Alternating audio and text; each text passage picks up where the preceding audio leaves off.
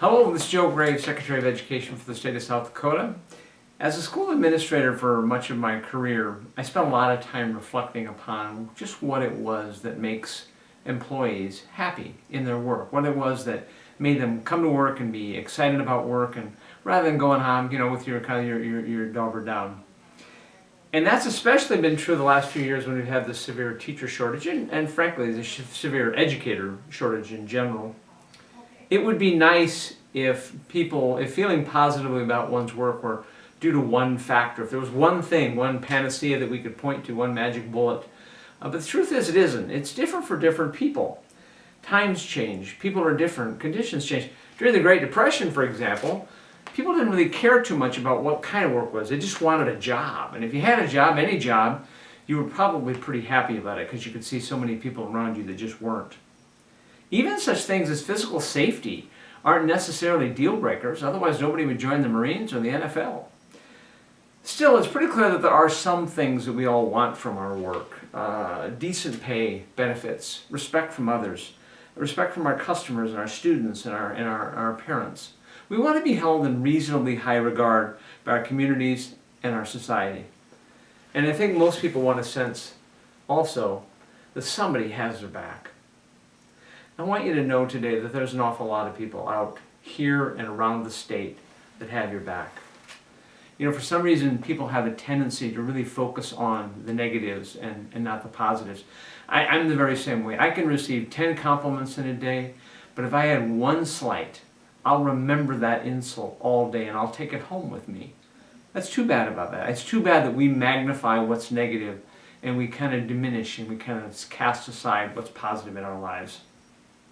One of the things that I found most surprising in my time here in Pierre, and I've been here about 16 months now, is the legislative session. When I was a superintendent, I would spend maybe 1 or 2 days in Pierre during the legislative session talking about the different issues that we had and those kinds of things.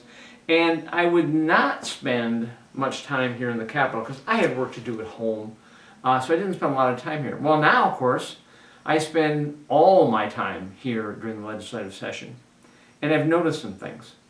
There are tons of people here who are working on education issues. Swarms of senators, reams of representatives burn the midnight oil, trying to figure out just what they can do to help teachers with the burdens and how to pay them better, even when the state money is less than plentiful. Advocates and lobbyists stand outside chambers' doors and they haunt the legislative foyers, trying to catch the senatorial ear or make things better in schools. DOE division leaders and staff testify before committees and explain budgets requests to ensure that schools get the money they need. The governor examines and re-examines state budgets to make sure that the schools can get as much money as possible while remaining in a fiscally responsible position for the state, of course.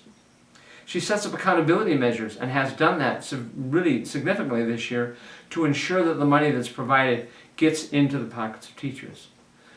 She also sets up different venues, accountability measures. She finds extra dollars to extend teacher apprenticeships, which has happened this year. We've got 90 new positions there.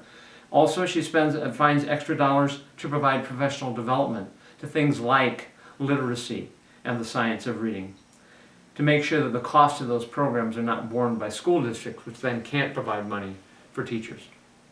What I've noticed, in other words, is that there's an awful lot of people in Pierre who have our back, your back and mine.